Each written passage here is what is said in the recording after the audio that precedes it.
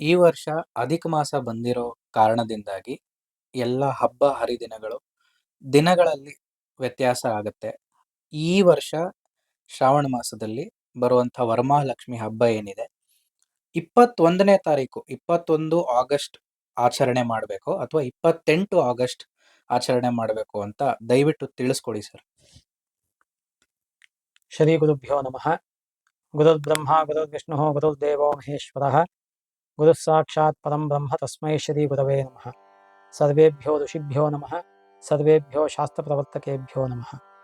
ಸರ್ವಮಂಗಳ ಮಾಂಗಲ್ಯೆ ಶಿವೆ ಸರ್ವಾರ್ಥ ಸಾಧಿಕೆ ಶರಣ್ಯೇ ತ್ರ್ಯಂಬಕೆ ದೇವಿ ನಾರಾಯಣಿ ನಮೋಸ್ತುತೆ. ಬಂಧು ಮಿತ್ರರೇ, ನಮ್ಮ ಸನಾತನ ಧರ್ಮಶಾಸ್ತ್ರದಲ್ಲಿ ವ್ರತಗಳಿಗೆ ವಿಶೇಷವಾದಂತಹ ಒಂದು ಪ್ರಾಮುಖ್ಯತೆ ಇದೆ. ಪರ್ವಕಾಲ, ಪರ್ವದಿನ ಅಂತೆಲ್ಲ ಕರಿತೀವಿ. ಪರ್ವ ಅನ್ನೋದೇ ಪಬ್ಬ ಆಗಿ ಹಬ್ಬ ಆಗಿರೋದು ಕನ್ನಡದಲ್ಲಿ. ಹಾಗಾಗಿ ಈ ವರ್ಷ ಅಂದರೆ 2026ನೇ ಇಸ್ವಿ ಪರಾಭವ ನಾಮ ಸಂವತ್ಸರ, ಶ್ರಾವಣ ಮಾಸ, ಶುಕ್ಲ ಪಕ್ಷ. ಯಾವಾಗ ನಾವು ಈ ಶ್ರಾವಣ ಮಾಸದ ಶುಕ್ಲ ಪಕ್ಷದಲ್ಲಿ ವರಮಹಾಲಕ್ಷ್ಮಿ ವ್ರತವನ್ನು ಮಾಡಬೇಕು? ಯಾಕೆಂದ್ರೆ ಶ್ರಾವಣ ಮಾಸದ ಶುಕ್ಲ ಪಕ್ಷದಲ್ಲಿ ವರಮಹಾ ವ್ರತ ಮಾಡಬೇಕು ಅನ್ನೋದು ಗೊತ್ತೇ ಇದೆ ಎಲ್ರಿಗೂ. ಸಾಮಾನ್ಯವಾಗಿ 2ನೇ ಶುಕ್ರವಾರ ಅಥವಾ 3ನೇ ಶುಕ್ರವಾರ ಬರುತ್ತೆ ಇದು ಸಾಮಾನ್ಯವಾಗಿ. ಈ ವರ್ಷ ಯಾವ ತರ, ಯಾತಕ್ಕೆ ಅಂದ್ರೆ ಪ್ರಶ್ನೆನಲ್ಲೇ ತಗೊಂಡ ಹಾಗೇನೆ ಅಧಿಕ ಮಾಸ ಬಂದಿದೆ, ಆದ್ರಿಂದ ಒಂದಷ್ಟು ವ್ಯತ್ಯಾಸಗಳಾಗಿದೆ ಅನ್ನೋದು ಒಂದು ಪಾಯಿಂಟ್.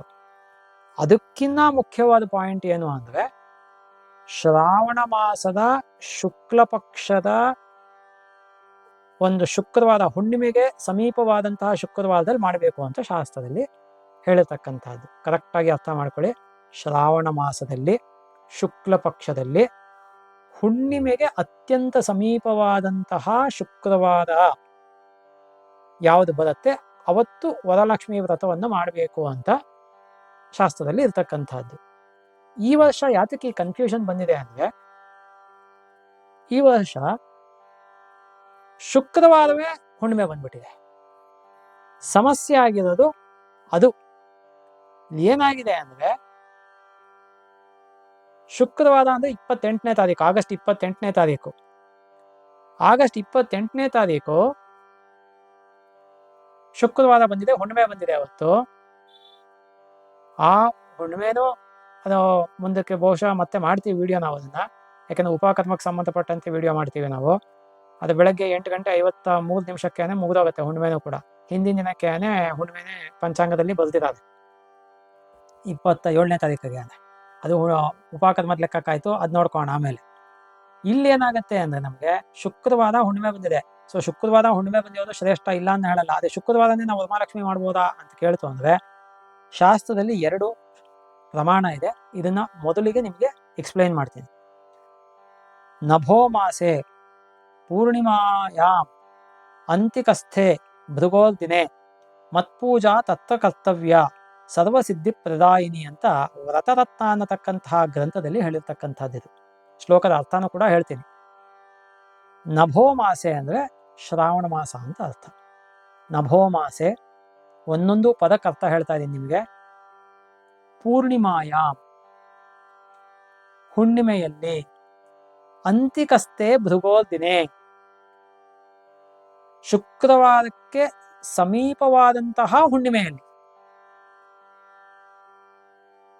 ಅಂತಿಕಸ್ಥೆ ಪೂರ್ಣಿಮಾಯಾಂ ಭೃಗೋದಿನೆ, ಹುಣ್ಣಿಮೆಗೆ ಅತ್ಯಂತ ಸಮೀಪವಾದಂತಹ ಭೃಗೋದಿನ ಅಂದ್ರೆ ಶುಕ್ರವಾರದಲ್ಲಿ. ಮತ್ಪೂಜಾ ತತ್ವ ಕರ್ತವ್ಯ, ಸಾಕ್ಷಾತ್ ಲಕ್ಷ್ಮಿನೇ ಹೇಳಿರ್ತಕ್ಕಂತಹ ಮಾತು ಇದೆ. ಯಾಕಂದ್ರೆ ಸಂಸ್ಕೃತದಲ್ಲಿ ಪದ ಇರೋದೇ ಹಾಗೆ. ಮತ್ಪೂಜಾ ಅಂದ್ರೆ ನನ್ನ ಪೂಜೆಯನ್ನು ಮಾಡಬೇಕು ಅಂದ್ರೆ ಲಕ್ಷ್ಮಿನೇ ಹೇಳಕ್ ಸಾಧ್ಯ, ಇನ್ಯಾರು ಹೇಳಕ್ ಸಾಧ್ಯ ಇಲ್ಲ. ಮತ್ಪೂಜಾ ತತ್ವ ಕರ್ತವ್ಯ, ನನ್ನ ಪೂಜೆಯನ್ನ ಆ ಒಂದು ಹುಣ್ಣಿಮೆಗೆ ಅತ್ಯಂತ ಸಮೀಪವಾದಂತಹ ಶುಕ್ರವಾರ ಏನ್ ಬಂದಿದೆ ಅವಾಗ ಮಾಡಬೇಕು. ಸರ್ವಸಿದ್ಧಿ ಪ್ರದಾಯಿನಿ, ಆಗ ನಿಮ್ಮ ಇಷ್ಟಾರ್ಥಗಳನ್ನೆಲ್ಲ, ಧರ್ಮ ಮಾರ್ಗದಲ್ಲಿ ಇರ್ತಕ್ಕಂತಹ ನಮ್ಮ ಇಷ್ಟಾರ್ಥಗಳನ್ನೆಲ್ಲ ನಾನು ನೆರವೇರಿಸ್ತೀನಿ ಅಂತ ಹೇಳಿರ್ತಕ್ಕಂಥದ್ದು. ಸಾಕ್ಷಾತ್ ಲಕ್ಷ್ಮಿನೇ ಹೇಳಿರ್ತಕ್ಕಂಥದ್ದು ವ್ರತರತ್ನ ಅನ್ನೋ ಗ್ರಂಥದಲ್ಲಿ ಇರ್ತಕ್ಕಂಥದ್ದು. ಇನ್ನೂ ಒಂದು ಶ್ಲೋಕ ಇದೆ ಇಲ್ಲಿ. ಶುಕ್ಲೇ ಶ್ರಾವಣಿಕೆ ಮಾಸೆ ಪೂರ್ಣಿಮೋಪಾಂತ್ಯೇ ಭಾರ್ಗವೇ ವರಲಕ್ಷ್ಮ್ಯಾ ವ್ರತಂ ಕಾರ್ಯಂ ಸರ್ವಸಿದ್ಧಿಪ್ರದಾಯಕಂ. ಶುಕ್ಲೇ ಶ್ರಾವಣಿಕೆ ಮಾಸೆ, ಶ್ರಾವಣ ಮಾಸದಲ್ಲಿ ಶುಕ್ಲ ಪಕ್ಷದಲ್ಲಿ, ಪೂರ್ಣಿಮೋಪಾಂತ್ಯ ಭಾರ್ಗವೆ, ಹುಣ್ಣಿಮೆಗೆ ಅತ್ಯಂತ ಸಮೀಪವಾದಂತಹ ಶುಕ್ರವಾರದಲ್ಲಿ, ವರಲಕ್ಷ್ಮಿಯ ವ್ರತಂ ಕಾರ್ಯಂ, ವರಲಕ್ಷ್ಮಿಯ ವ್ರತವನ್ನ ಮಾಡಬೇಕು. ಸರ್ವಸಿದ್ಧಿಪ್ರದಾಯಕಂ, ನೀವು ಏನು ಧರ್ಮ ಮಾರ್ಗದಲ್ಲಿ ಲಕ್ಷ್ಮಿಯನ್ನು ಕೇಳ್ಕೊಳ್ತೀರಾ ಅದನ್ನು ಖಂಡಿತವಾಗಲೂ ತಾಯಿ ನೆರವೇರಿಸ್ತಾರೆ ಅನ್ನೋ ಅರ್ಥದಲ್ಲಿ ಶ್ಲೋಕ ಬಂದಿರತಕ್ಕಂಥದ್ದು. ಹಾಗಾಗಿ ಇಲ್ಲಿ ನಮಗೆ ಕನ್ಫ್ಯೂಷನ್ ಯಾಕಾಯ್ತು ಅಂದ್ರೆ ಶುಕ್ರವಾರನೇ ಹುಣ್ಣಿಮೆ ಬಂದ್ಬಿಟ್ಟಿದೆ, ಅದರಿಂದ ಅವತ್ತೇ ಮಾಡ್ಬಿಡೋದು ಶ್ರೇಷ್ಠ ಅಲ್ವಾ ಅಂದ್ರೆ ಅವತ್ತಿಗೆ ಹೇಳಿಲ್ಲ ಶಾಸ್ತ್ರದಲ್ಲಿ. ಹುಣ್ಣಿಮೆಗೆ ಅತ್ಯಂತ ಸಮೀಪವಾದಂತಹ ಶುಕ್ರವಾರ ಅಂತ ಹೇಳಿದೆ. ಸೊ ಹಾಗಾಗಿ ಏನಾಗುತ್ತೆ ಅಂದ್ರೆ ಶುಕ್ರವಾರ ದಿನ ಹುಣ್ಣಿಮೆ ಇದೆ ಇಲ್ಲಿ, ಆದ್ರೆ ಅವತ್ತಿಗೆ ಹೇಳ್ತಾ ಇಲ್ಲ ಇಲ್ಲಿ ಶಾಸ್ತ್ರದಲ್ಲಿ. ತರ್ಕವನ್ನ ಅಪ್ಲೈ ಮಾಡಿದ್ರೆ ನಾವಿಲ್ಲಿಗೆ ಹುಣ್ಣಿಮೆಗೆ ಅತ್ಯಂತ ಸಮೀಪವಾದಂತಹ ಅಂದ್ರೆ ಆ ಶುಕ್ರವಾರಕ್ಕೆ ಅತ್ಯಂತ ಸಮೀಪವಾದಂತಹ ಶುಕ್ರವಾರ ಅಂದಾಗ 21ನೇ ತಾರೀಕು ಬರುತ್ತೆ. ಹಾಗಾಗಿ ಏನಾಗುತ್ತೆ ಅಂದ್ರೆ 21ನೇ ತಾರೀಕು ವರಮಹಾಲಕ್ಷ್ಮಿ ವ್ರತ ಮಾಡ್ಬೇಕಾಗತ್ತೆ ಹೊರತು 28ನೇ ತಾರೀಕು ಅಲ್ಲ. ಕರೆಕ್ಟ್ ಆಗಿ ಅರ್ಥ ಮಾಡ್ಕೊಳ್ಳಿ ಇದನ್ನ. ಯಾತಕ್ಕೆ ಇದನ್ನು ಕೇಳ್ತಿದ್ದೀನಿ ಅಂದ್ರೆ ನನಗೂ ತುಂಬಾ ಜನ ಕೇಳಿದ್ರು, ನಮ್ಮ ಯೂಟ್ಯೂಬ್ ಮಾಡೋರ್ಗೂ ತುಂಬಾ ಜನ ಕೇಳಿದ್ದಾರೆ, ಇದು ವರಮಹಾಲಕ್ಷ್ಮಿ ಈ ಸತಿ ಯಾವತ್ತು ಮಾಡಬೇಕು ಹೀಗ ಆಗಿದೆಯಲ್ಲ ಅಂತ. ಅದಕ್ಕೋಸ್ಕರನೇ ನಾವು ಸ್ವಲ್ಪ ಮುಂಚೆನೆ ಮಾಡ್ತಾ ಇದ್ದೀವಿ ಇದನ್ನ. ಆಷಾಢ ಮಾಸ ಶುಕ್ಲ ಪಕ್ಷ ಏಕಾದಶಿನಲ್ಲೇ ಮಾಡ್ತಾ ಇದ್ದೀವಿ ನಾವು ಇದನ್ನ. ಹಾಗಾಗಿ ಈ ಒಂದು ವರಲಕ್ಷ್ಮಿ ವ್ರತವನ್ನ 21ನೇ ತಾರೀಕು ಆಗಸ್ಟ್ 2026ನೇ ಇಸ್ವಿ ಶುಕ್ರವಾರ, ಅದು ಶ್ರಾವಣ ಮಾಸ ಶುಕ್ಲ ಪಕ್ಷ ನವಮಿ ಅನುರಾಧ ನಕ್ಷತ್ರ ಇದೆ, ಅವತ್ತಿನ ದಿನ ಮಾಡ್ತಕ್ಕಂಥದ್ದು.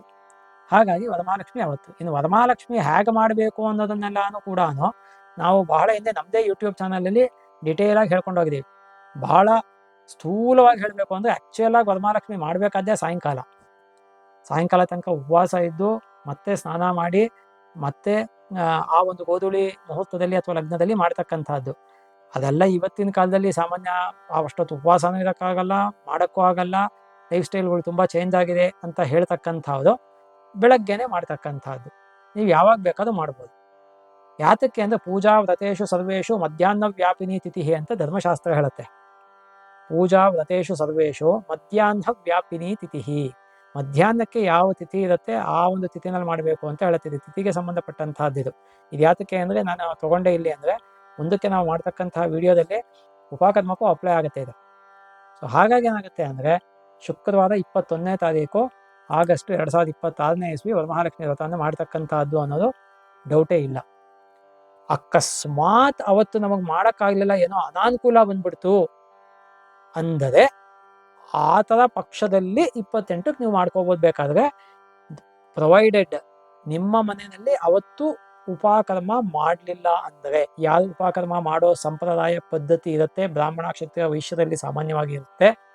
ಹಾಗಾಗಿ ಈ ವರ್ಣದವರು ಅಕಸ್ಮಾತ್ ಅವತ್ತಿಗೆ ಏನಾದ್ರು, ಯಾಕೆಂದ್ರೆ ಉಪಕರ್ಮನೂ 2 ದಿನ ಬಂದಿದೆ ಈ ಸತಿ, ಅದನ್ನು ಈಗಲೇ ಹೇಳಿದ್ದೀನಿ, ಮುಂದಕ್ಕೆ ಡೀಟೇಲ್ ಆಗಿ ಹೇಳ್ತೀವಿ. ಯಾವಾಗ ಗುರುವಾರ ಶುಕ್ರವಾರ 2 ದಿನ ಬಂದಿದೆ ಉಪಕರ್ಮ, ಅವಾಗ ಶುಕ್ರವಾರ ಮಾಡಿದೆ ಬುಧವಾರ ಎಲ್ಲ ಉಪಕರ್ಮ ಮಾಡಿಕೊಂಡ್ರೆ ಯಜುರ್ವೇದ ಉಪಕರ್ಮ, ಅವಾಗ ನೀವು ಶುಕ್ರವಾರ ಅಕಸ್ಮಾತ್ 21 ಮಾಡಕ್ ಆಗಲಿಲ್ಲ ಅಂತ ಪಕ್ಷದಲ್ಲಿ 28 ಮಾಡ್ಕೋಬಹುದು.